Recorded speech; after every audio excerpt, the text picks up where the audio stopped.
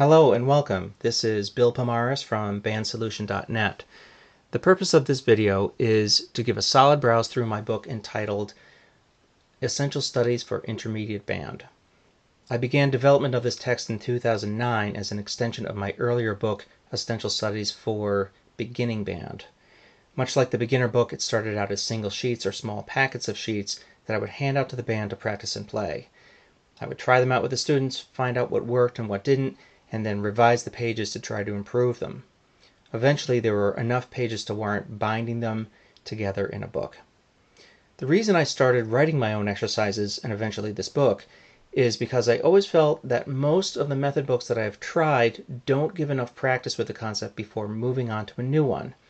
I also felt that most method books try to teach too many concepts at once. My experience has been that the students become confused and get frustrated trying to incorporate all this new information at once and become discouraged. So I've tried to be very thorough in this book.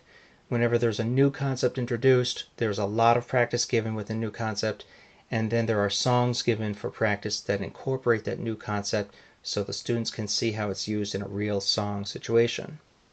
Where possible, I've included familiar melodies to help the student.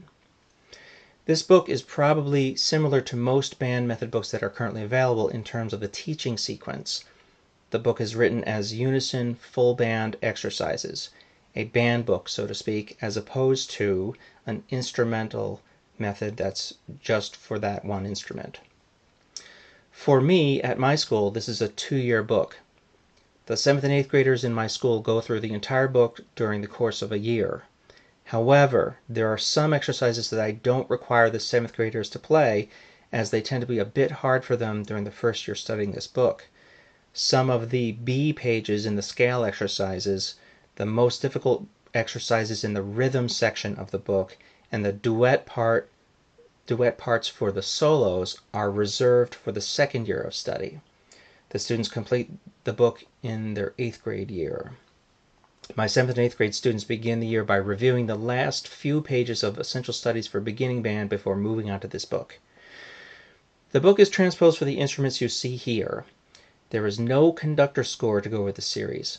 Since the exercises are simply unison exercises, I just conduct from the percussion book because it gives me all the information I need to know about what the students are playing. The table of contents with keys, rhythms, and concepts is posted on my website on the Essential Studies page under Educator. You can download that file and print it if you wish to follow along here so you can see how the book is laid out.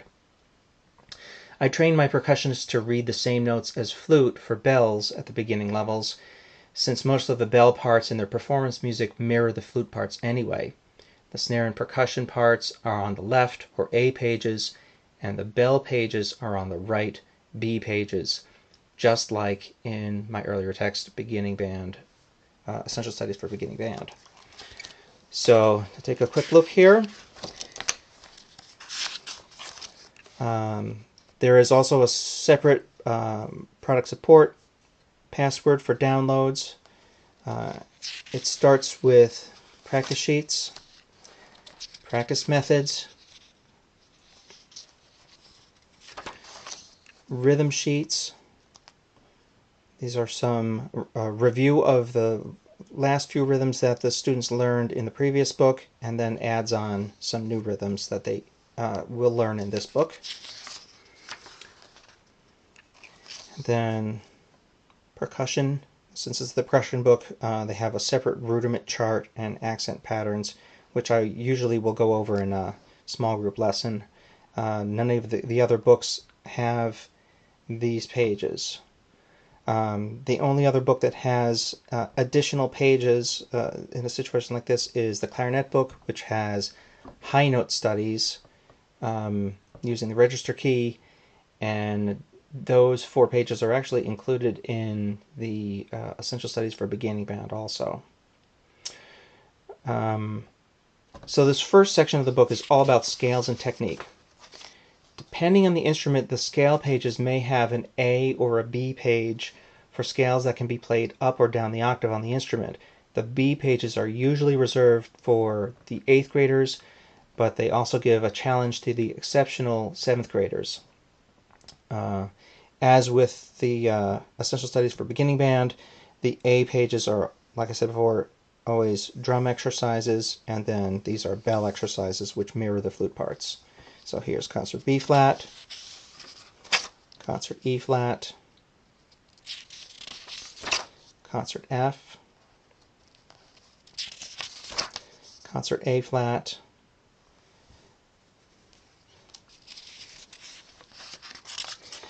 then it goes on to G and C minor scales,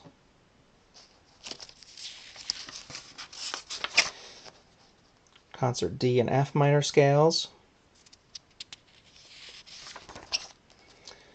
then 5-note warm-ups and articulation patterns in 4 keys so they can practice switching key signatures. 12-note chromatic warm-up, which presents the chromatic scale starting on different notes. And then I usually will have the students start by just playing it as written with half notes. The percussion will play this A part in half notes, and then once they get good at that, we'll go, okay, everybody play quarter notes. Then they can play the B part, quarter notes. And then once I get good at that, we go to eighth notes, we go to 16th notes eventually as they develop quickness playing the chromatic scale.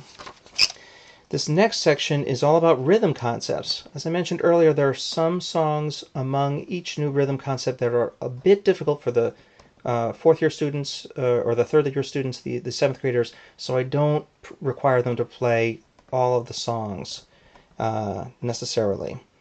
Probably the most overlooked rhythm concept in most of the method books that I've used is tied rhythms, especially using eighth notes. So here are 2 pages of practice with that. Tied rhythms part 1 and tied rhythms part 2. Then moving on to 8th quarter 8th rhythm pattern. This rhythm works very well with the 5-stroke roll.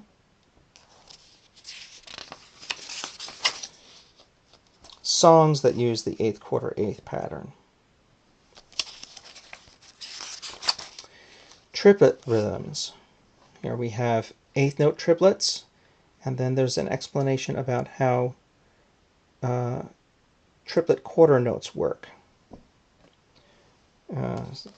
Songs that use those. And then here are some more songs that use triplets. Song 4 and 5, for example, are ones that the 7th graders usually won't play because they don't know this rhythm yet. Although they may attempt it if they can figure out how to do it. I leave that up to them. Then we have 16th note rhythms, part 1 of 3, using 4/16ths, and then 8th 2/16ths, 5 exercises each. Here also the notes that are used for the band are kept very simple as we are learning new rhythm patterns. Then songs that use 16th notes, just 4 by themselves, and then we start to incorporate the 8th 2/16ths, usually 7. I leave that for just the 4th year students, the 8th graders to do, although a lot of the 7th graders will learn this one anyway. 16th note patterns part 2 uses 2/16 5 exercises, 5-note scale in concert B flat to keep the notes simple so they can focus on the rhythm. Then the same idea here, we're using the dotted 8th 16th note pattern. Again, the notes are kept simple so they can focus on the rhythm. And then we have songs that use those 2 rhythms. 8th 2/16ths, and then it switches to 2/16 Alright, 2/16 more of that, and then these last 4 exercises are all about dotted 8th 16th. Actually, number 4 is kind of a combination exercise. I usually wait until the end to do this one because at the end it has dotted 8th 16th there. And then part 3 works well with the 7-stroke roll when you're doing 16th dotted 8th. You can see it right here. The last 5 exercises has 16th, 8th, 16th. And songs that use all the part 3 rhythms. A table of rhythms as a reference, and a checklist for all the concepts for 3rd year and for 4th year students. More practice sheets, and the 3rd section after these music writing assignments. This is for 7th graders, this one I use for 8th graders. The 3rd section of this book is all about solos. The solos contained herein are what I consider required reading for the band at this level of study. There are solos that are accessible for all band students at this level that are classics. All these kids should play these songs as part of their education, much in the same way that students should have to have read classic literature written by Shakespeare or Mark Twain. There are duet parts that go with each solo. However, the solo parts are of primary importance. The 7th graders learn all the solos, and then as 8th graders they review the solos and learn the duet parts. Exceptional 7th graders sometimes learn the duet parts also if they're motivated to do so, but for me, I don't require it.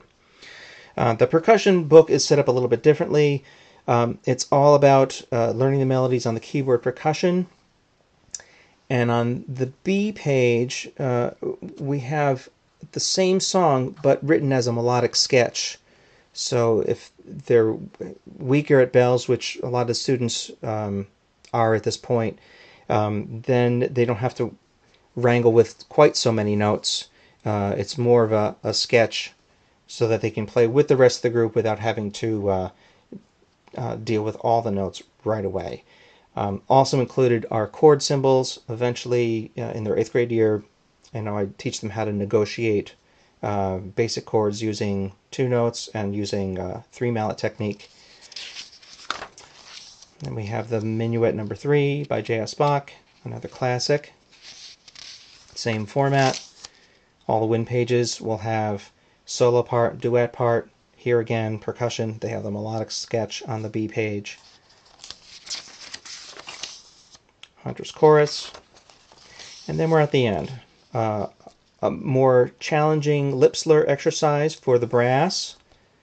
And it works as a great chromatic exercise for the winds.